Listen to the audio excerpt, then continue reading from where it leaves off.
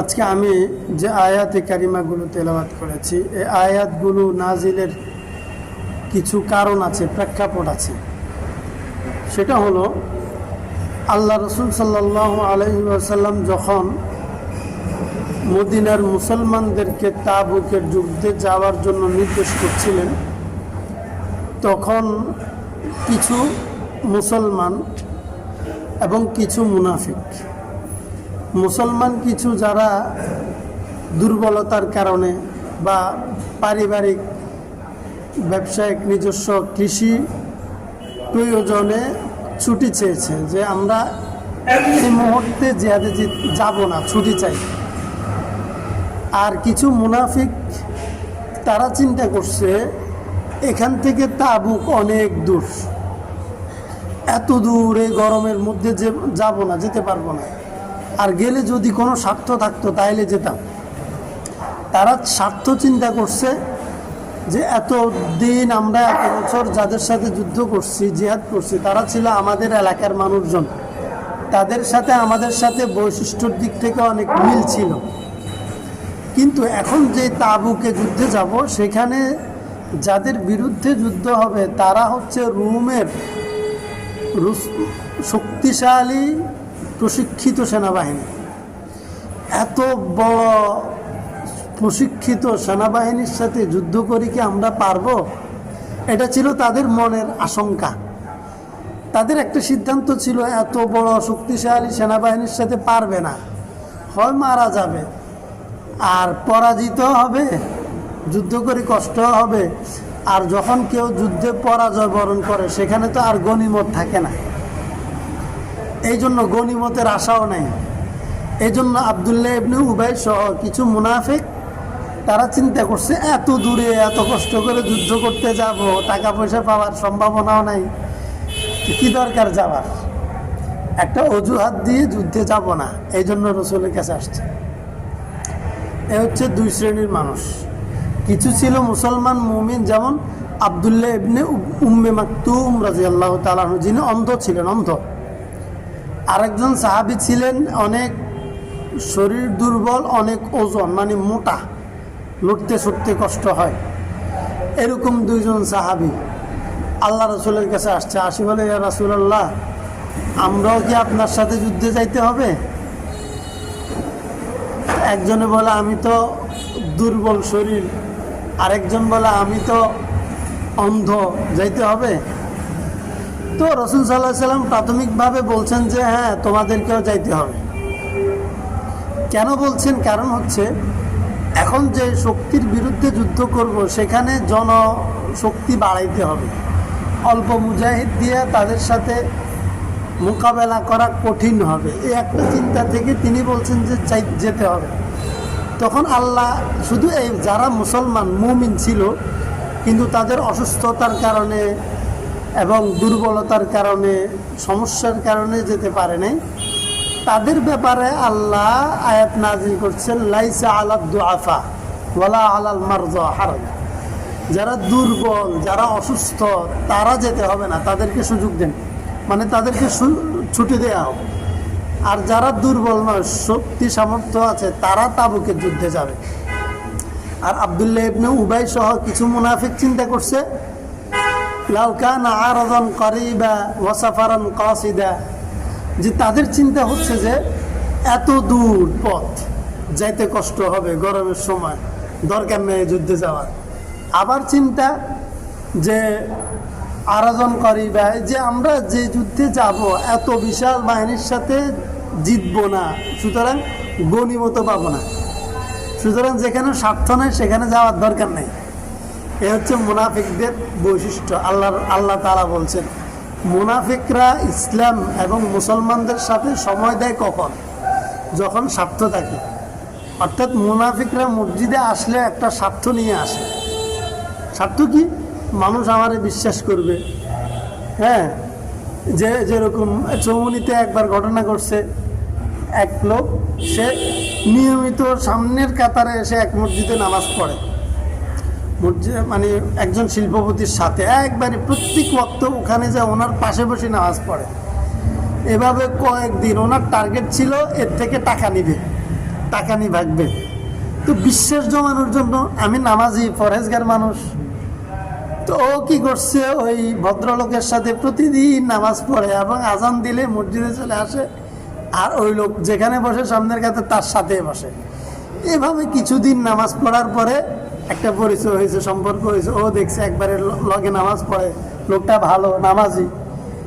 এখন একটা ভাব হয়েছে, এখন তার কাছ থেকে টাকা চাই বসছে, টাকা টুকা নিয়ে হাওলাত চাইয়া সে ভাগছে, আর নাই। তো এরকম স্বার্থের জন্য মসজিদেও তো আসে মুনাফিকরা। আমি বহু সুদী কারবারের দেখি, সুদের উপর, মানে তার পুরা জীবনটা সুদের উপর, মানে মাথার চুল থেকে পায়ের নখ পর্যন্ত সুদ। আজান দিলে সে মসজিদে দৌড় দেয়, ওই বিশ্বাস জাগানোর জন্য যে লোকটা নামাজি, লোকটা পরহেজগার। এই যে মুনাফিকরা স্বার্থ ছাড়া মসজিদেও আসে না। এই হচ্ছে আজকের টপিকের গুরুত্বপূর্ণ একটা সাইড, এটা স্বার্থ ছাড়া। যদি আপনি দেখেন কোনো মুনাফিক ভালো হয়ে গেছে, আপনি তারা সন্দেহের চোখে দেখবেন। যদি সন্দেহের চোখে না দেখেন, আপনি ঠকবেন, ধোঁকা খাবেন। তো যাই হোক, এই জন্য এই প্রেক্ষাপটকে সামনে রেখে আল্লাহ এই আয়াত নাযিল করছে। কি বলছে প্রথমে? ইনফিরু খিফাফান ওয়া সিকালা, যে যদি তোমরা দুর্বল হও অথবা অসুস্থ হও, ওয়াজাহিদু বিআমওয়ালিকুম ওয়া আনফুসিকুম, তোমরা ফি সাবিলিল্লাহ, তোমরা আল্লাহর রাস্তায় জিহাদ করো, বিআমওয়ালিকুম, তোমাদের সম্পদ দিয়ে, ওয়া আনফুসিকুম, তোমাদের জীবন দিয়ে। জীবন এবং সম্পদ দুইটাকে বাজি লাগিয়ে তোমরা আল্লাহর রাস্তায় জিহাদ করো। জিহাদটাকে, জিহাদ হচ্ছে একবারে সহজ কথায় যে পৃথিবীতে অনেক মতবাদ, অনেক চিন্তা আছে না, দর্শন আছে, অনেক সিস্টেম আছে।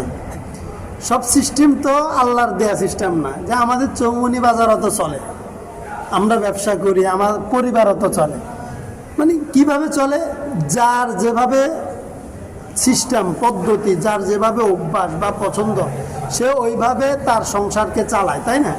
প্রত্যেকের মতো করে চালায়। তো এক্ষেত্রে ইসলামটা হলো যে জিহাদ হলো যে পৃথিবীর বুকে যত সিস্টেম আছে, যত রকমের, এক একজনের এক এক রকম পছন্দ, এক একজনের এক এক বুদ্ধি, এক এক কৌশল, এক এক পরামর্শ আছে না, এই সব কিছুর মধ্যে আল্লাহ তাআলারও একটা সিদ্ধান্ত আছে যে কোন কাজ কিভাবে হবে। ব্যবসা করলে আপনি কিভাবে ব্যবসা করবেন, আপনি চাকরি করলে কিভাবে চাকরি করবেন, আপনি একজনের সাথে লেনদেন, টাকা পয়সা একজনকে দিবেন, একজনকে নিবেন, কিভাবে দিবেন নিবেন, আপনি দেশ চালাবেন, আপনি সমাজ চালাবেন, আপনি পরিবার চালাবেন, আপনি নিজে চলবেন, আপনি কিভাবে চলবেন। আমার মন যা চাইছে আমি কি তাই খাবো? আমার মন চাইলে কি কিছু একটা পছন্দ হইলে কি আমি নিয়ে নিব? ইসলামের এখানে বিধিনিষেধ আছে না, যে মূর্তি হইলে পছন্দ, বাচ্চারা মূর্তি ফুতুল পছন্দ করে, কিন্তু যদি কোনো পশুর প্রাণীর মূর্তি হয়, আকৃতি হয়, ফুতুল হয়, সেটা নেওয়া যাবে না। ইসলামের বিধিনিষেধ। এখানে রহমতের ফেরেশতা আসবে না। আপনার রাস্তা দিয়ে হাঁটি যাওয়ার সময় দেখলেন যে একজনের পুকুরের মধ্যে কি সুন্দর মাছ বাসা দিছে, হাতে জাল আছে মাশাআল্লাহ, আপনি জালটা মেরে কেউ নাই, মাছ কিছু ধরে নিয়ে আসছেন, মন চাইছে, ভালো লাগছে, সুন্দর সুন্দর তুলে নিয়ে আসছি। এই যে বিষয়টা, একজন আমার কাছে আসছে একটা পরামর্শ চাওয়ার জন্য, তাদের মধ্যে পারিবারিক বা ভাই একটু কমজোর আছে, আমি চাইলে তাদেরকে সমাধান করতে পারি। তো আমি চিন্তা করলাম এখানে কিছু দান্দা করা দরকার। তো আমার একটা সিস্টেম আছে না, এই সব জায়গায় আল্লাহর কিছু সিস্টেম আছে যে না, এই ক্ষেত্রে আপনি কিভাবে করবেন, ওই ক্ষেত্রে কিভাবে চালাবেন। এখন পৃথিবীতে যত সিস্টেম আছে সব কিছুকে বাদ দিয়ে আল্লাহ যেটা যেভাবে চাইছেন, নবীর মাধ্যমে যেটা আমাদেরকে শিখাইছেন, সেটা যেন বাস্তবায়ন হয়। এই কাজটা করার ক্ষেত্রে যদি কেউ বাধা দেয় যে না, আল্লাহ যেটা বলছে সেটা আমরা চাইতে পারবো না, সেটা আমরা মানবো না, আমাদেরও তো কিছু চাহিদা আছে। যেমন বাংলাদেশে বর্তমানে, উদাহরণের জন্য বোঝাচ্ছি, এবং এটা আমাদের ইসলামিক শিক্ষা, যে বর্তমানে বাংলাদেশের সংবিধান নিয়ে কথা চলতেছে। সংবিধানটা সংস্কার করা দরকার, পরিবর্তন করা দরকার, সংবিধানে কি থাকবে কি থাকবে না, এখানে কথাবার্তা চলছে। এক্ষেত্রে কিছু মানুষ বলে যে এখানে কোনো ধর্ম থাকবে না, কেন ধর্ম থাকবে না? তারা মানে ধর্ম থাকলে ধর্ম মানুষকে নিয়ন্ত্রণ করে, আমি যেভাবে চাইবো আমাকে সেটা করতে দিবে না, তো মানুষকে সীমাবদ্ধ করে ফেলে। তো আমরা কি করব? তো আমাদের সংবিধানের মধ্যে সেকুলারিজম রাখবো। মানে সেকুলার মানে তারা বোঝায় যে আমরা যেটা, আমাদের যেটা ভালো লাগে, আমাদের যেটা পছন্দ হয়, আমরা সেটা চালাই দেব। ধরুন একজন মানুষ তার বাচ্চাকে বোরখা পরিয়ে স্কুলে পাঠাচ্ছে, না আমার কাছে এই জিনিসটা ভালো লাগে না। একটা মেয়ে কেন বোরখা পরবে? একটা ছেলে দাড়ি টুপি রেখে সরকারি চাকরি করতে যাবে বা একটা কোম্পানিতে চাকরি করবে, এখন কিছু মানুষ বলে না আমার কাছে এইটা ভালো লাগে না। একজন মানুষ দাঁড়িয়ে রাখবে, এইটা আমার ভালো লাগে না, আমি তো রাখবো না, আরেকজন রাখতে গেলে সেটা আমার ভালো লাগে না, আমি তাকে এটা অ্যালাউ করব না। আছে না এটা সিস্টেম? এখন তাদের কথা হচ্ছে যে সেকুলারিজম রাষ্ট্র বানাবো আমরা। কেন সেকুলার রাষ্ট্র বানাবো? আমাদের এই ইয়াটাকে এই সংবিধান সেকুলার সংবিধান করব। কেন? যে আমরা দেশে কখনো আমাদের মদ খাইতে মন চাইবে, আমাদের আবার মন চাইবে যে বিবি দিয়ে হয় না, আমরা আবার পতিতালয় চালু করব, মন চাইলে পতিতালয়ে সময় কাটাবো। আপনারা এটা আশ্চর্য ভাবেন না? রাষ্ট্রবিজ্ঞানের একজন রাষ্ট্রবিজ্ঞানী, আধুনিক রাষ্ট্রবিজ্ঞানী, সম্ভবত মেকিয়াভেলি, তিনি বলেন যে রাষ্ট্র কল্যাণ রাষ্ট্র বানানোর জন্য, মানে রাষ্ট্রে যারা নেতা হয়, যারা রাষ্ট্র চালায়, তারা দুর্নীতিবাজ হয়। কেন দুর্নীতিবাজ হয়? মেকিয়াভেলির যুক্তি হচ্ছে যে দুর্নীতিবাজ হয় এ রাষ্ট্রের কর্তা ব্যক্তির পরিবার থাকার কারণে। তার বিবি আছে, বিবির একটা চাহিদা আছে, তার বেতন দিয়ে বিবির চাহিদা পূরণ করতে পারে না, তাহলে তো দুর্নীতি করে আরও টাকা বেশি কামাই করতে হবে। তার সন্তান আছে, সন্তানের অনেক বেশি চাহিদা, সেটা পূরণ করতে হবে। তার আত্মীয় স্বজন আছে, শ্বশুরের দিক আছে, বাবার দিক আছে। তাহলে একজন মানুষ যদি বিয়ে করে, তার মত আধুনিক রাষ্ট্রবিজ্ঞানের একটা থিওরি যে যারা রাষ্ট্র চালাবে তাদের যদি ফ্যামিলি থাকে, তাহলে ফ্যামিলির পিছনে তাদের কিছু ইনভেস্ট থাকে, চাহিদা থাকে ফ্যামিলির। তো ফ্যামিলির চাহিদা পূরণ করার জন্য তাকে দুর্নীতি করতে হয়। সুতরাং যারা রাষ্ট্র চালাবে তারা বিয়ে করতে পারবে না, মেয়ে হইলে বিয়ে বসতে পারবে না। এটা হচ্ছে প্রথম থিওরি তার। দ্বিতীয় এখন প্রশ্ন, এখন সে যে বিয়ে করবে না, বিয়ে বসবে না, এ তো মানুষ, তার তো বৈবাহিক চাহিদা, যৌবিক চাহিদা আছে না, এইটা কিভাবে বন্ধ করবে অথবা এটা কিভাবে পূরণ করবে? তো এখন সে বলে, ওই আধুনিক রাষ্ট্রবিজ্ঞান বলে যে মানে একজন জনকের মত এটা, সে বলে যে যারা রাষ্ট্রে যাবে, মন্ত্রী, এমপি, সচিব, হ্যাঁ, এরা ইউনো যা আছে, মানে রাষ্ট্রের এরা কি করবে? এদের মধ্যে কিছু ছেলে থাকবে, কিছু মেয়ে থাকবে, নারী পুরুষ সবাই তো থাকবে। তো এদের জন্য রাষ্ট্রে একটা বিনোদনের জায়গা থাকবে, সময় কাটানোর একটা ব্যবস্থা থাকবে রাষ্ট্রীয়ভাবে। এরা সপ্তাহে বা নির্দিষ্ট সময় ওখানে সবাই মিলিত হবে, যার মন চাইবে যৌবিক চাহিদা মিটবে, মানে জাগবে, সে ওখানে যাবে, ওখানে গিয়ে তারা নিজেরা মিলিত হবে। এবং কিছু ক্ষেত্রে তাদের জন্য এই পতিতা যাদেরকে এখন আধুনিক পৃথিবী বলে কি, তারা যৌনকর্মী, নাউজুবিল্লাহ, চিন্তা করছেন? মানে এটাকে নিজের যৌবিক চাহিদাটাকে বা নিজের চরিত্রকে বাজারে বিক্রি করা, চরিত্র বিক্রি করা, ইজ্জত বিক্রি করাকে তারা কর্মী বলে। ইজ্জত বিলিয়ে দেওয়া, এটাকে তারা একটা কাজ বলে, একটা শিল্প বলে, নাউজুবিল্লাহ। এটা বাংলাদেশে এটার আয়োজন মোটামুটি গোছানো, আপনারা জানেন কিনা, গোছাই গেছে। তাহলে ওরা একসাথে থাকবে, তো তারা তাদের এভাবে যৌবিক চাহিদা মিটাবে। তো এখান থেকে যে সন্তান হবে, এটা এদের কি হবে? তারা বলে যে এই সন্তানগুলোকে রাষ্ট্র লালন পালন করবে, এটা রাষ্ট্রের সম্পদ। নাউজুবিল্লাহ, দেখছেন এটা কত নোংরা চিন্তা না?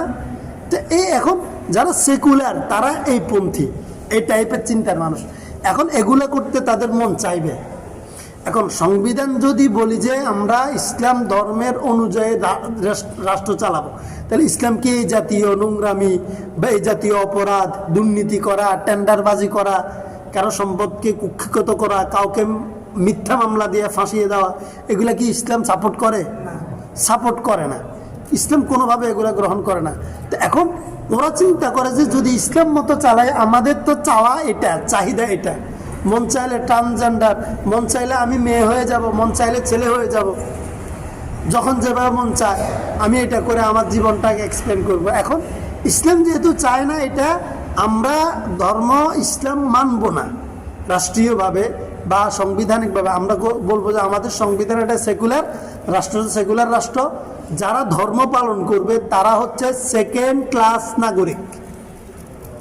এখন এই যে ইসলাম পালন করতে দিবে না, ইসলামের মেথড বা ইসলামের সাইকোলজিকে, ইসলামের থিওরিকে বাস্তবায়ন করতে দিবে না যারা, এখন আমাদের তো দায়িত্ব যে কোনোভাবে এটা বাস্তবায়ন করা। এখন করতে গেলে সংঘর্ষ হবে না, এই জায়গায় সংঘর্ষ হলে সংঘর্ষ করা, শক্তি প্রয়োগের প্রয়োজনে শক্তি প্রয়োগ করার নাম জিহাদ। ইসলাম বা নীতি, ঈমান, ইসলাম সত্য প্রতিষ্ঠার পক্ষে যদি কেউ বাধা হয়ে দাঁড়ায়, সেই বাধাকে মোকাবেলা করার নাম জিহাদ। আর যারা ওই বাধাকে মোকাবেলা করে তাদের নাম মুজাহিদ। তো আল্লাহ এই জন্য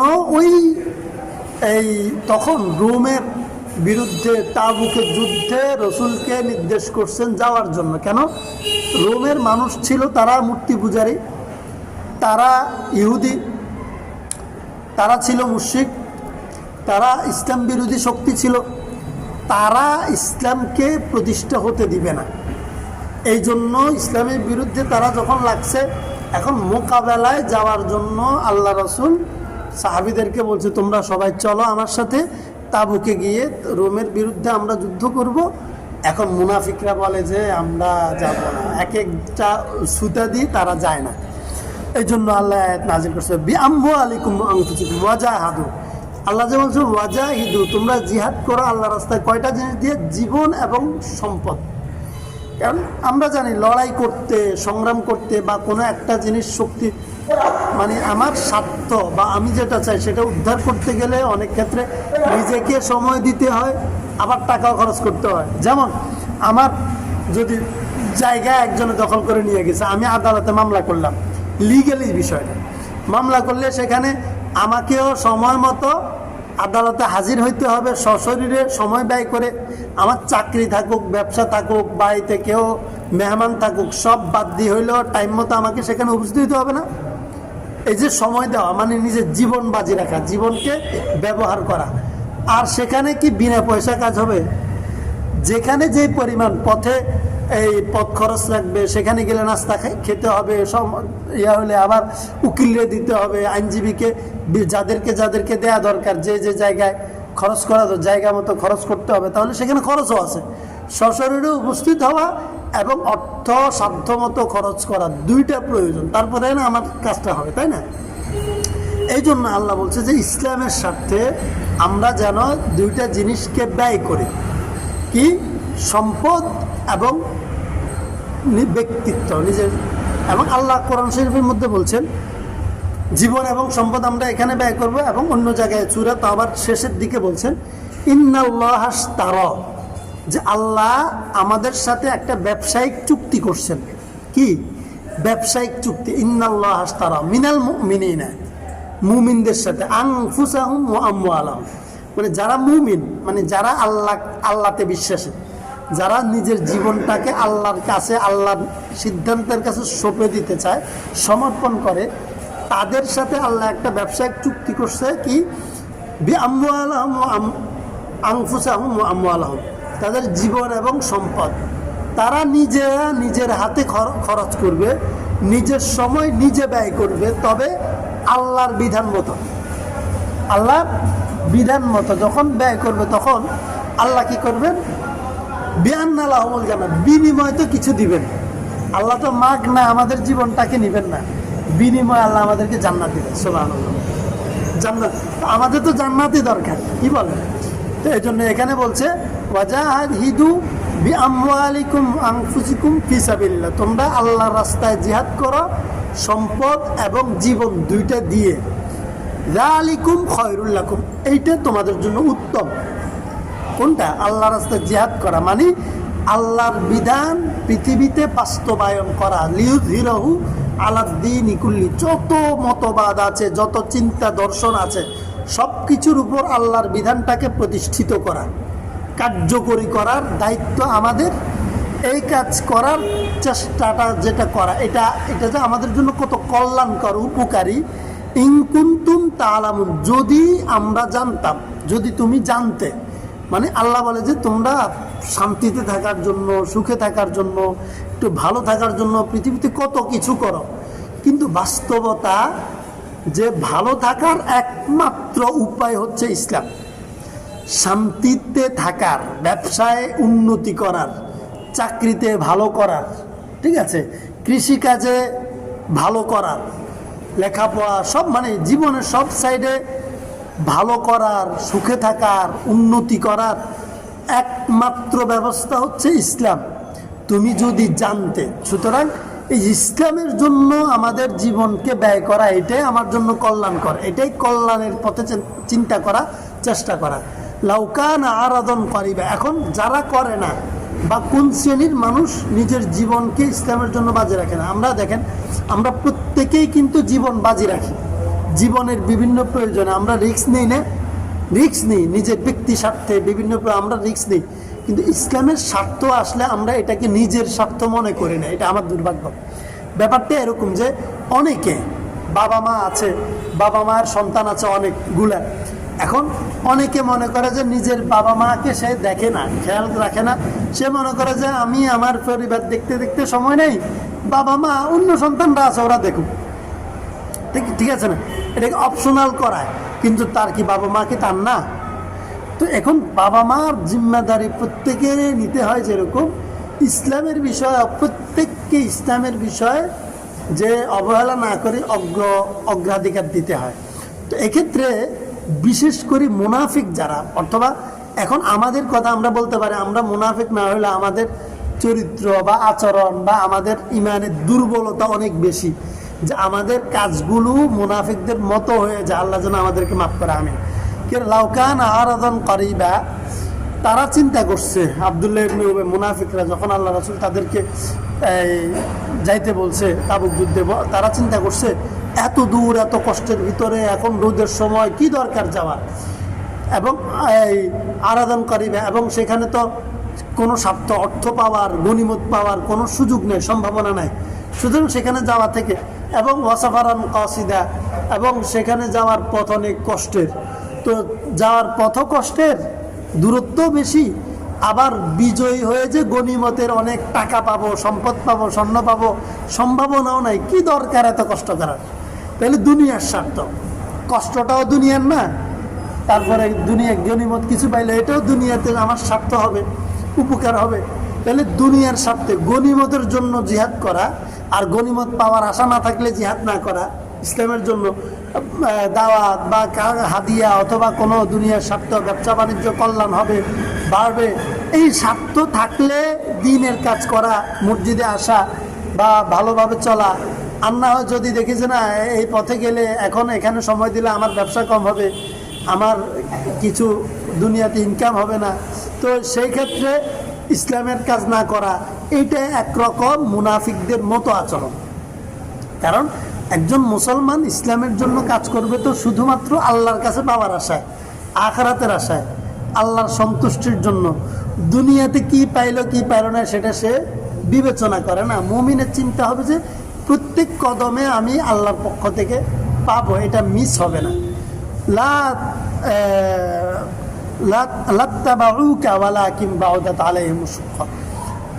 ঠিক আছে, ইনশাআল্লাহ এই সময় অনেক হয়েছে, এই জন্য আমরা ইনশাআল্লাহ চেষ্টা করব আমার